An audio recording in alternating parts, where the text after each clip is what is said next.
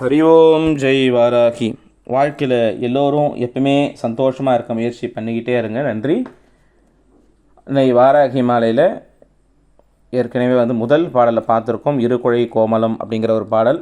அதில் அன்னையினுடைய தியானத்தை எப்படி பண்ணணும், தியானம் எப்படி பண்ணணும் அன்னையை அப்படின்னு பார்த்துருக்கோம்.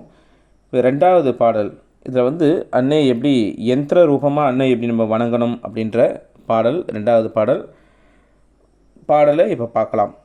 தோராத வட்டம் முக்கோணம் ஷட்கோணம் துலங்கு வட்டத்து ஈரார் இதழிட்டு ஹ்ரீம்காரம் உள்ளிட்டது நடுவே ஆராதனை செய்து அர்ச்சித்து பூஜித்து அடிபணிந்தால் வாராதிரால் அல்லவே வாலை ஞான வாராகியுமே அப்படின்ட்டு ஒரு பாடல்.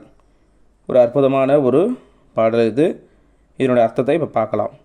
தோராத வட்டம் அப்படின்னா முடிவில்லாத ஒரு வட்டம் ஒரு வரைஞ்சிக்குங்க.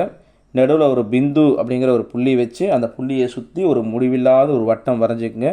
தோராத வட்டம். அதுக்கு உள்ள முக்கோணம் வரையணும். முக்கோணத்துக்கு அதுக்கப்புறம் மேலே ஷட்கோணம் 6 கோணத்தை வரையணும். இப்போ முருகனுடைய கோணம் இருக்குங்களே 6 கோணம், அதுதான் அதே மாதிரி ஒரு 6 கோணம் வரையுங்க. ஷட்கோணம் துலங்கு வட்டத்து, அதை சுற்றி ஒரு அழகான ஒரு வட்டம் போடுங்க. திருப்பி அந்த வட்டம் எப்படி இருக்கணும்னா, இது மனசால் நம்ம முதல்ல மனசில் நம்ம இதை வரையணும். அந்த வட்டம் எப்படின்னா ஒரே ஜொலிக்கணுமா, தக்க தக்க தக்க தக்க தக்க தக்கன்னு ஜொலிக்கணுமா. மனசுக்குள்ளே அந்த மாதிரி நம்ம பண்ணும்போது ரொம்ப விசேஷம். அப்புறம் ஈரார் இதழிட்டு 6 2 8 தாமரை இதழ்களை அங்கே வரையணுமா. வரைஞ்சி இதுக்கெல்லாம் அந்த இன்னொரு ஒரு புள்ளி வைக்க சொன்னேன் இல்லைங்களா, அந்த புள்ளியில் ஹ்ரீம் அப்படிங்கிற ஒரு பீஜாட்சரம் எழுதணும். அந்த ஹ்ரீம் அப்படிங்கிறது ஆக்சுவலி இது மந்திர சாஸ்திரம். அதனால் இது வெளிப்படையாக அதுக்கு நம்ம அதிகமாக சொல்லக்கூடாது. இது குருமுகமாக இருந்து நம்ம கற்றுக்க வேண்டிய ஒரு விஷயம் இந்த யந்திரத்தை. அதனால் எதுக்கும் நம்ம விஷயம் தெரிஞ்சுக்கணுங்கிறதுக்காக தான் இதை நம்ம சொல்கிறது. இதை நம்ம இன்னும் டீப்பாக நம்ம கற்றுக்கணும்னா ஒரு குருமுகமாக இருந்து கற்றுட்டோம்னா ரொம்ப விசேஷம் இது. அது நடுவில் ஹ்ரீம்ங்கிற ஒரு பீஜாட்சரம் எழுத்து எழுதணுமா. அது ஹ்ரீம்ங்கிறது என்னென்னா, அது சிந்தாமணி பீஜம் அப்படின்னு சொல்லுவாங்க. தேவலோகத்தில் இருக்க ஒரு கல், சிந்தாமணின்னு ஒரு கல் இருக்குது. நம்மளுடைய மனசில் என்னென்னலாம் சிந்தனை பண்ணுறோமோ அத்தனையும் கொடுக்கக்கூடிய ஒரு சக்தி அந்த கல்லுக்கு இருக்குது.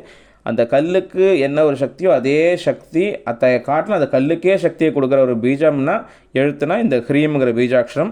இதை புவனேஸ்வரி பீஜம் அப்படின்ட்டு சொல்லுவாங்க. அந்த ஹ்ரீம்ங்கிறது எழுதி ஹ்ரீம்காரம் உள்ளிட்டது நடுவே ஆராதனை செய்து இது மாதிரிலாம் எழுதி அம்பாவை நம்ம பூஜை பண்ணோம்னா வாராதிரால் அல்லவே வாலை ஞான வாராகியுமே. வாழைன்றது குழந்தை ரூபத்தில் அம்பாள் நம்ம கிட்ட ஞான வாராகியுமே.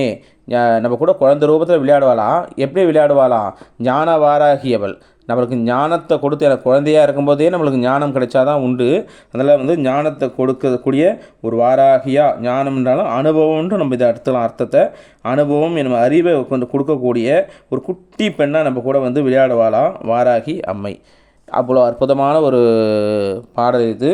இதை நம்ம டெய்லியுமே இந்த பாட்டை படிச்சுக்கிட்டே வந்தாலும் போதும். இந்த யந்திரம் நம்மளுக்கு வரைய தெரிஞ்சு நம்ம யந்திரம் வரைஞ்சி அது பூஜை பண்ணால் நல்லது. இல்லாத பட்சத்தில் இந்த பாட்டை நம்ம ரெகுலராகவே பாராயணம் பண்ணிக்கிட்டே வந்தோன்னு வச்சுக்கங்களேன், என்னென்ன பலன் கிடைக்கும்? எல்லா சித்தியும் கிடைக்குமா.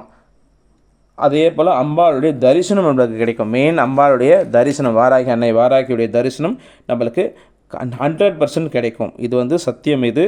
இந்த பாடலில் நம்ம டெய்லியும் பாராயணம் பண்ணிட்டு வரணும். தோராத வட்டம் முக்கோணம் ஷட்கோணம் துலங்கு வட்டத்து ஈராரட்டு ஹ்ரீம்காரம் உள்ளிட்ட நடுவே ஆராதனை செய்து அர்ச்சித்து பூஜித்து அடிபணிந்தால் வாராதிரால் அல்லவே வாலை ஞான வாராகியுமே. எப்படி வராமல் போயிடுவா அப்படின்ற ஒரு அர்த்தம் இது. இந்த மாதிரி யந்திரத்தை வரைஞ்சி அம்மாவை நம்ம கூப்பிட்டோம்னா அப்படி வராமல் போயிடுவாளாவோ அப்படின்னு கேட்குறாரு அவர். அது நம்மளே கேட்குற மாதிரி அவர் இந்த மாதிரி பண்ணு, கண்டிப்பாக வருவா அம்மா அப்படிங்கிறாரு. அவ்வளோ ஒரு அற்புதமான ஒரு பாடல் இது. இந்த பாடல் ரெண்டாவது பாடல். இதை எல்லாருமே இதையும் டெய்லியும் நீங்கள் எல்லாமே பாராயணம் பண்ணுங்கள். எல்லாருக்கும் எல்லா வளமும் நலமும் அம்பாள் நல்கட்டும்னு பிரார்த்தனை பண்ணிக்கிறேன். அடுத்து வர பதிவுகளில் அன்னையினுடைய வாராகி மாலையில் 3வது பாடலை அடுத்த பதிவில் பார்க்கலாம். ஹரி ஓம் ஜெய் வாராகி. ஹரி ஓம் ஜெய் வாராகி. ஹரி ஓம் ஜெய் வாராகி.